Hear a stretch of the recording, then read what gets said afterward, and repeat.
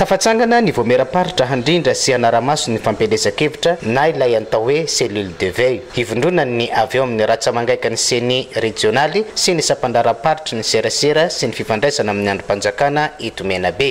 Ity rafitra ity zany tsy hijano eto anivon'ny faritra ihany fa hisy an'ity avokoa zany ro district 5 ato anatin'ny faritra Menabe ka ireo solitena ny serasera, ny délégué ny serasera sy ny rafitra zay eny anivon'ny seny anivon'ny district no ifanometanana mahakasika ny ohatrany nataontsika teto Androany.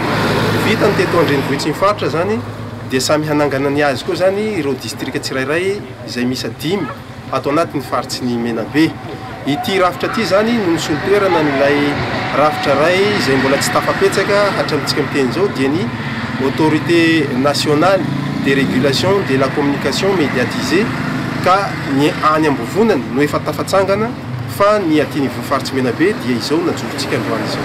Anisany zara asa miandry ity vomera ity ny fifampitoviana, fifandanjana, ny tsy fitongilanana ho an'ireo mpilatsaka ho fidina ho filoham-pirenena sy ny mpanoha anazy mandritra ny fampelezan-kevitra. Eo ihany koa ny fampatsiahivana ireo lalàna mifehy ny fifidianana aloha mandritra ary ao aorianany ny fifidianana.